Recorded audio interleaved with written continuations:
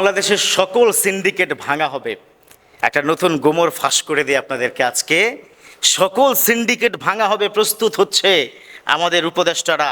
তার মধ্যে অন্যতম সিন্ডিকেট হচ্ছে হজ নামক যে খেলা, ওমরা হজ। এই সিন্ডিকেট দিয়ে আওয়ামী দুঃশাসক যারা কি রয়েছে তারা একটা সিন্ডিকেট করে টিকিটের দাম বাড়াতো, তারা সিন্ডিকেট করে আপনার হোটেল ভিসা টিকিট সহকারে তারা এত বাজেভাবে একটা সিন্ডিকেট করেছে যে 3 লক্ষ টাকা খরচের জিনিস 7 লাখ টাকা দিয়ে আমাদের মধ্যবিত্ত মানুষগুলো হজে যেতে হতো।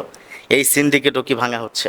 আমি ধন্যবাদ জানাতে চাই, আমিও ধর্ম বিষয়ক মন্ত্রণালয় ইসলামিক ফাউন্ডেশনের একজন কর্মকর্তা, আমি ধন্যবাদ জানাতে চাই আমাদের শ্রদ্ধাভাজন স্যার আফম খালিদ হোসেন স্যারকে।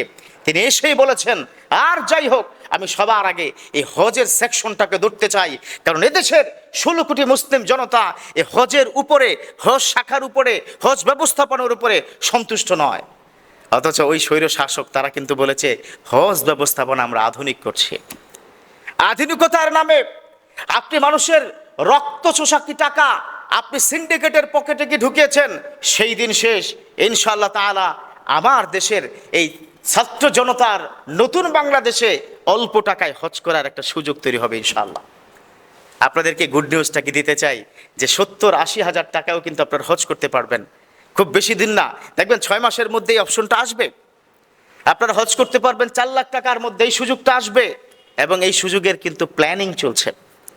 সৌদি সরকারের সাথে একটা সুন্দর সম্পর্ক এই এখনকার তত্ত্বাবধায়ক অন্তর্বর্তীকালীন সরকার তারা কিন্তু তৈরি করতেছে, যার মধ্যবর্তী একটি সুন্দর সেতু বন্ধন করবেন আমাদের ধর্ম বিষয়ক মন্ত্রণালয়ের উপদেষ্টা আফম খালিদ হোসেন স্যার। ইনশাআল্লাহ তাআলা খুব তাড়াতাড়ি এই কাজটি করবেন। আর তখন কি হবে, আপনি অনলাইনে দেখবেন হোটেলের রুম দেখে বুকিং করতে পারবেন, আপনি অনলাইনে ভিসা করতে পারবেন, আপনি অনলাইনে টিকিট কাটতে পারবেন, যেভাবে আপনি ট্রেনের টিকিট কাটবেন। এটা অনেক ভালো না?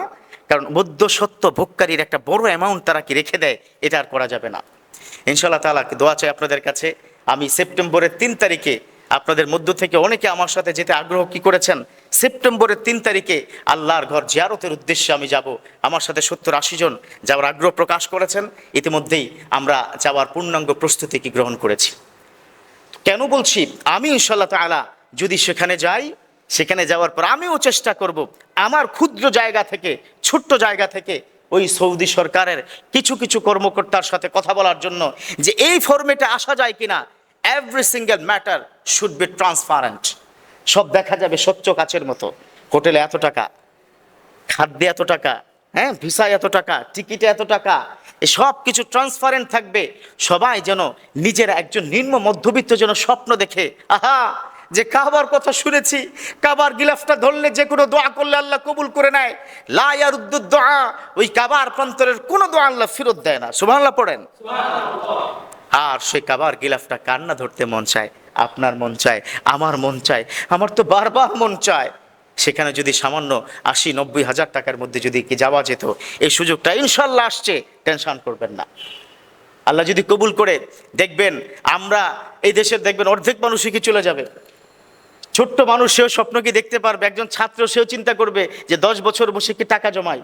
তবে আমাদের দেশের পোড়া কপাল অনেক হাজার কোটি টাকার মালিক ছিল অথবা এখনো আছে, যারা নিউ ইয়র্কে যায়, সেখানে কি বাড়িঘর করে, কানাডা বেগমপাড়া কত কিছু করে, কিন্তু ওর কপালে কিন্তু হজ হয় না। এরকম আছে না নাই? তাহলে এই টাকা দিয়ে কি করবেন? আপনি যাচ্ছেন ইউকে, ইউএসএ, ইউএই, এভাবে যা কিছু আপনি করেন না কেন, ওই কাবায় যান নাই তো আপনি প্রকৃত মুসলমান নয়। কারণ কাবার প্রান্তরে গিয়ে বিষ্ণু বলেছেন যে মান হাজ্জা আও ইতামারা, যে হজ করলো অথবা উমরা করলো, কামা রাজাআকা ওয়ালাদাতহু উম্মুহু, সে এমনই ভাবে তার ঘরে আবার মানে ফিরে আসলো, তার বাড়িতে আসলো, যেমন সদ্য প্রসূত একটা সন্তান নিষ্পাপ থাকে, ওই কাবাগর প্রদক্ষিণ করে ওখানে তওবা করে ওখান থেকে খালিস নিয়তে নিষ্পাপ শিশুর মতো হয়ে সে তার বাড়িতে ফিরে আসলো। সুবহানাল্লাহ পড়ে। তো যাবো তো ইনশাল্লাহ? চিন্তা ভাবনা আছে তো ইনশাল্লাহ? আল্লাহ তুমি কম খরচের হজ উমরা করার সুযোগ করে দাও, পড়ুন আমিন।